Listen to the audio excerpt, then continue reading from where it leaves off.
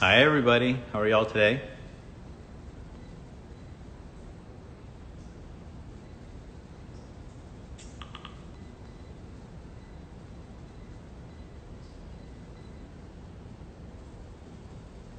Hi, everybody. All right.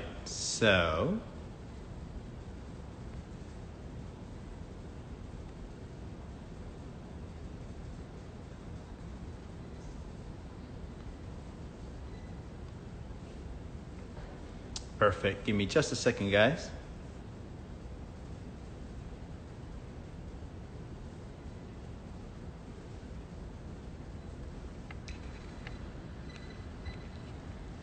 All right. Happy Earth Day, everybody. This is Domingo coming to you live from Austin, Texas. I'm here with b8ta. And today's edition of Go Live by b8ta, we're actually featuring a brand that works with our sister store called Forum. And so what we're trying to do for Earth Day is we're having this focus on sustainability. So we have a special guest, and we will be talking a little bit about sustainability, his company, and what all that means, Earth Day means to him. So now, before we get started, I want to let you know that if you have any questions, please feel free to ask any of those questions in the feed, and we'll do our best to get to them. But without further ado, I'd like to introduce Landon Nash, the CEO and founder from Tact Stone. Landon, how are you today? I'm doing well, man. Good to be That's here. awesome. Awesome, awesome. I love it. Thank you so much for joining. Super excited for today. Of course. Um, Happy Earth so, Day. Yes, happy Earth Day. I got all the plants and stuff situated because it makes Yeah, me it looks happy. great. Yeah. I love it. So I have to tell let's get this party started really easily. Tell us a little bit Yep. about yourself. Where are you from? Where do you currently reside? And how did you get into the fashion industry? Yeah, so I grew up in the east of the Bay Area, up near San Francisco. Was there most of my life and actually moved down to LA to start Tact and Stone. So I moved down just about 2 years ago now, and worked on Tact and Stone for a year or so before we launched in the late part of last year. That's awesome. So 2 years, Yeah. so fresh company. Yeah, yeah, new down here and can't complain. I mean, it's 75 degrees and sunny down here. Yeah, definitely nothing to not too bad, not too shabby. That's Yeah, for sure. yeah. I have to ask, have you picked up any new hobbies during the quarantine? Uh, Honestly, no. I've just kind of changed up my workout regimen, and am working out at home instead of at the gym. Um, I guess I have been doing a couple puzzles since we are kind of quarantined and in the house. But other than that, just trying to work and keep sane. I love that. So let's kind of jump right into things. So, what was the inspiration behind naming your company Tact and Stone? Yeah, I wanted the name to mean something, but not be so in your face and preachy about sustainability. And I wanted it to really be able to take its own meaning to whoever views it or looks at the name. But to me, uh, tact is to have tact is to know how to act in any given situation, and stone is the earth. And so kind of a combination of those is to know how to act and do well for the planet that we live on. That's awesome. Now, speaking of the fashion industry, what do you think the state of the fashion industry currently is, given the circumstances that we're in? And how are you hoping to impact positive change through your actions? Yeah, I mean, I think if you would have asked me that question a month ago, I probably have a different answer. I think everybody's kind of having their own struggles given COVID and the shutdown of all retail places. So it'll be interesting to see what happens as we come out of this. I think there potentially will be a little bit of a shift in consumer behavior, and I think a want for brands to do something good and to do something better, whether it's sustainability or giving back or providing a platform for some sort of good. And we, like I said, we did start this um, last year prior to all of this, and I think it is a brand's responsibility to offer the customer better options and allow them to feel good about their purchases. And that was kind of the genesis of Tact and Stone. And I guess I can kind of give a quick background on how we got started. So I actually don't come from the fashion industry prior to this. I was a real estate agent in San Francisco. But I read an article about the industry and how wasteful it is and how much it was contributing to climate change. And it just blew my mind. Stats that I had no idea. For example, 750 gallons of water used just to make one cotton t-shirt. I mean, it was just eye-opening. And so I committed at that point to no longer, have the fashion consumption habits that I did. And I went looking for a brand that I could feel good buying from. And, outside of brands like Patagonia and Outer Known, which are an outdoor and a surf brand, there wasn't really anybody that I saw that was tackling sustainability from a holistic standpoint and really building it into the foundation of their company. And so that's kind of how I got into it and really committed to sourcing only sustainable materials and only working with ethical factories. That's awesome. Now, everybody, we're talking to Landon Nash, the CEO and founder of Tact Stone. And with what you just said, I found it really interesting on your website. You talk about your product life cycle, and you mentioned something to the likes of a circular strategy versus a linear strategy. Yeah. Can you tell us a little bit more about that? Yeah, I think that's really important, and I think something that is coming down the line in the industry. And we purposely built all of our product to be able to go back into the system. And what I mean from that is that at the end of its life, when someone's done wearing one of our garments, we have the ability to take it back, break it down, and turn it into a new garment. Now, that's it's a resource intensive process, and it's going to take us time to be able to fully implement that into our business. But I think that that's the future and where we need to be as an industry to be able to combat some of the issues that we have. One of the other stats that really blew my mind when I was reading that first article was 7 out of 10 garments end up in landfill within a year of purchase. And it's something like 10 tons of clothing waste go to landfill every year just in the United States. And if we can prolong a garment's life, even just by wearing it for 2 or 3 years versus 6 months, that's a huge impact. But I think the future state is having these technologies to be more robust and in demand, that we can take back the garments, and it's on the brand to do that.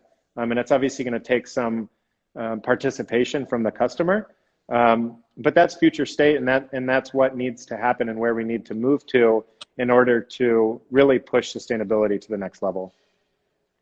Yeah, that's great. That's an outrageous stat if you think about the amount of waste just from a single year's use of clothing and just throwing it away, really. So it's insane. Yeah. Well, and one of the things that we're actually currently doing in our product line is we are using recycled and upcycled materials in some of our products. So we have t-shirts and sweatshirts that are using recycled cotton and recycled polyester. And essentially what we do is we take either cutting scraps from the manufacturing floor. We take those scraps, we grind it down, and we turn it into new yarn.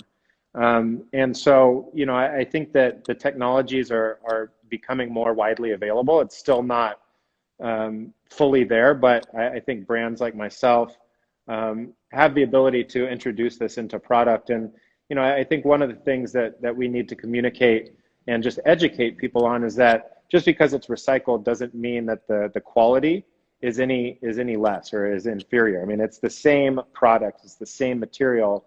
We're just using technology to reduce our impact and interweave it into our product.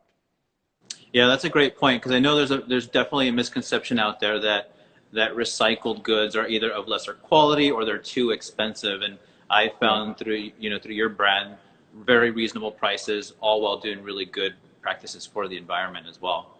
Yeah, thanks. And that's the goal. I mean, if we have to pay, an arm and a leg for these sustainable products, it's not scalable. And we're doing our best to bring the highest quality, lowest impact, and most accessible priced goods to the market, so that we really can have a difference. I think that was the whole goal of starting this brand, you know, we didn't need just another brand, right? There's plenty of Yes. brands out there for men and for men's essentials, but you know, the genesis of this was to do some good and to have an impact. And you know, one of the things that we actually do on our site is through third-party life cycle assessments, we track our impact reduction. And one of the things that we're tracking is water savings. And so you can see on our site how much each garment saves in terms of gallons of water. I mean, we have a sweatshirt, a hoodie that saves 1,200 gallons of water. You know, Wow. that's that's enough drinking water for one person for 4 years. Yeah. Um, And you so have you this, know, you have these stats on all of your products on your website. It lists what they save. just the water savings. We do track our CO2 savings and our energy savings, but felt like if we're communicating a pound of CO2 reduction, it's hard for people to wrap their head around that. Where I mean, it's hard for me to quantify what a pound of CO2 looks like. But if I say 1,200 gallons of water, most people can kind of associate On like the water. that's a lot. Yeah. Yeah, absolutely. And I mean, I can even show you. I mean, here's our hoodie. You know, and this is 100% recycled and saves 1,200 gallons of water.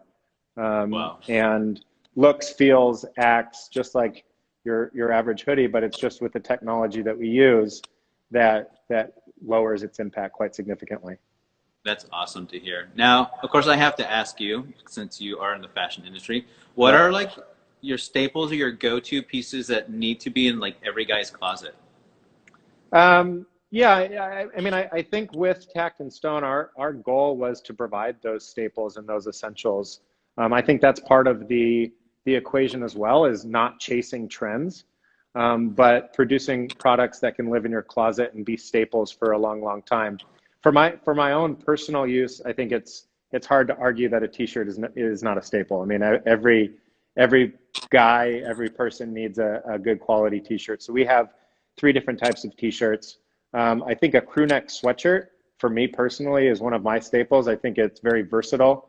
You can dress it up by throwing a button up underneath, or just throw it on over jeans, lounge around at home, however you want. So I think a crew neck sweatshirt's essential. And then I think a high quality Oxford, to me, is also a staple.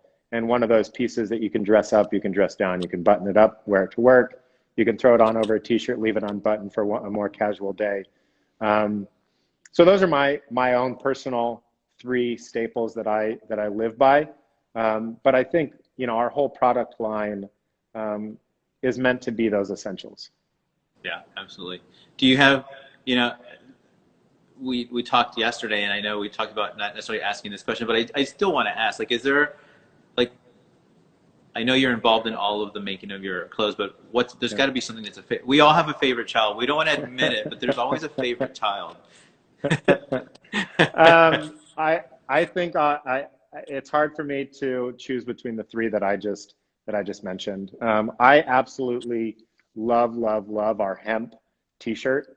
Hemp is an absolute miracle fiber when it comes to clothing and just sustainability. It's naturally organic and regenerative. So there's no use of pesticides, saves a ton of water on the farming level, and it's just extremely durable. But if you source the right hemp, it's actually extremely soft too. So we did a blend of organic cotton and hemp for our hemp t-shirt. And quite honestly, one of the favorite materials I've ever had on my body. You put it on, you can barely even know that you're wearing it. And with the hemp fiber, it actually gets better with age. So the more that you wash it, the softer it gets. It retains its shape. And so I guess if forced into it, I'll choose my hemp tee. Now we have a great question to feed. I have to ask you: are your clothes gender neutral? It looks like one of our lady friends was like, "I'd love to wear it for myself." Yeah, I think so. You know, I think I started the brand with men in mind because I felt like that there was a hole in men's apparel when it came to sustainability. There are some, you know, great brands specifically for women that do some good work in sustainability. That being said, I've actually had quite a few women purchase our clothes, especially our tees, and you know, use them for themselves. And same with the sweatshirts and the hoodies. So I do think it can be gender neutral for sure. That's awesome. I love that. I love that. You know, one of the things that in reading through your story and all that stuff, I know your company loves to give back to the community. Mhm. What are some of your favorite initiatives that you've, been a part of through Tact Stone to support the community? Yeah, I mean, we're very active in the local community here in the Arts District in LA. I go to a bunch of community meetings, but I think I'll focus on what's going on right now. Obviously, we're in a crisis and a global pandemic, and so we partnered with one of our local manufacturers here in LA, and they're producing cotton masks, double layered cotton masks, and I worked with them to develop it, and I'm now including a free mask with every order. Nice. We now have this order that if you're going out in public, even to the grocery store, you should be wearing a mask, and so we're including that with every order until the foreseeable future, and as long as it's needed, and trying to help the national community, not just our local community here. That's awesome. So, Now, what are you most proud of since having launched Tact Stone? I think first and foremost is the product, and the fact that we're able to bring a really high quality product to the market using innovative materials and technologies that have a lower impact. I mean, I think on the surface, if you look at our product, it doesn't look innovative. And that was kind of the point, because we wanted a product that the customer understood, was used to, and would like to wear. But using this technology and these innovations to have the lowest impact. So I think that's we're really proud of. But also just, even though we're really small still and we're really new, the impact that we've had, I mean, like I said, we do track our impact reduction. We've saved over 400,000 gallons of water in the first, Wow. 8 months of operations. And so that's, again, that's why we started the brand. That's why we're here. And I think that's what we're always going to be continuing to be proud of is the positive impact that we can have, and not to mention all the lives that we touch through our manufacturing partners, because we only work with ethical manufacturers that support the local communities, pay them fair wages, they have safe working conditions. So the impact is, I think, the center of this brand, and something that we'll always focus on and be a part of what we do. That's awesome. Now, last question. How are you Yep. celebrating Earth Day? Well, right now I'm actually in our little warehouse and store, and I'm celebrating by sending out orders to all of our wonderful customers that are purchasing on Earth Day. We Nice. do have an Earth Week sale. It'll be live for the next 7 days. It's 20% off site wide.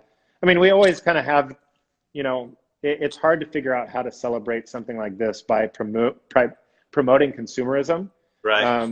But I think we can feel okay about it because of the way we put our garments together and the materials that we use.